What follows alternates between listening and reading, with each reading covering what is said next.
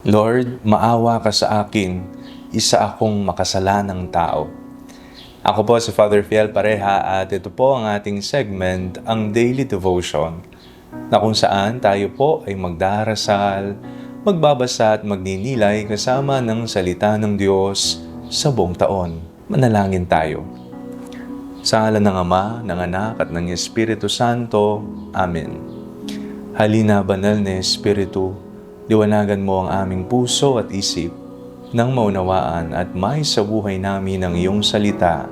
Amen. Our Bible passage for today is from the Gospel of St. Luke chapter 18, verses 9 to 14, and I read it for you. He also told this parable to some who trusted in themselves that they were righteous and regarded others with contempt. Two men went up to the temple to pray, one a Pharisee and the other a tax collector.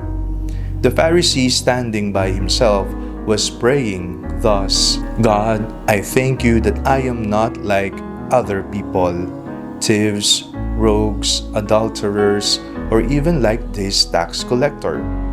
I fast twice a week. I give a tenth of all my income.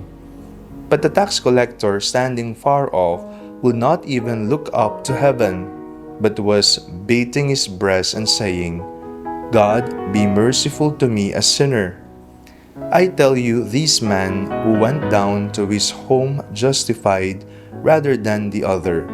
For all who exalt themselves will be humbled, but all who humble themselves will be exalted. Paano ka magdasal? Paano mo kausapin ang Panginoon?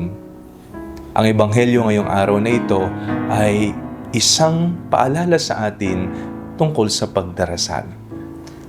Sa ating ordinaryong pagdarasal, madalas tayo po'y nagpapasalamat sa Diyos at mas mahaba ang litanya ng ating mga hinihiling sa Diyos. Pero may isang dimensyon ng panalangin ang kailangan nating bigyan ng pansin.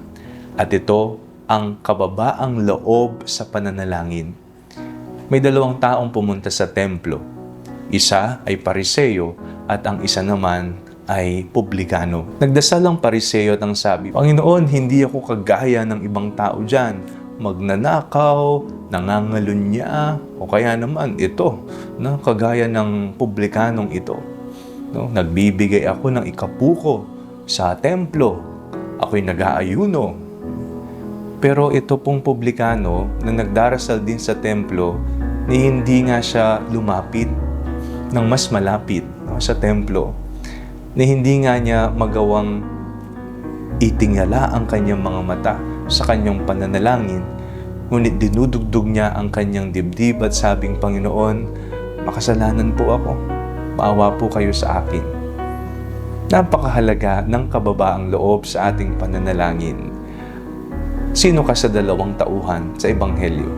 Ikaw ba ay kagaya ng Pariseo kapag nagdarasal, palagi mong itinataas ang sarili mo? O kagaya mo ba ang publikano na alam mo sa sarili mong makasalanan ka at kinakailangan mo ang awa ng Diyos?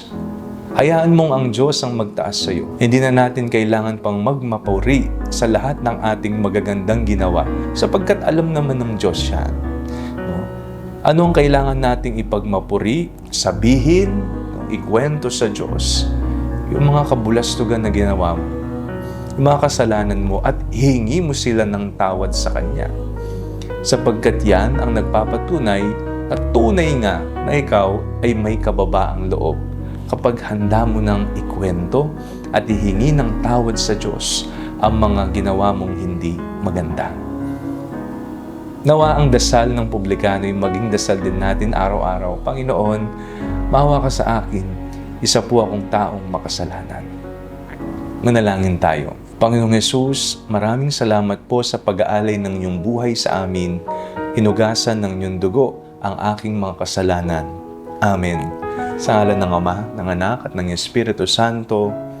Amen.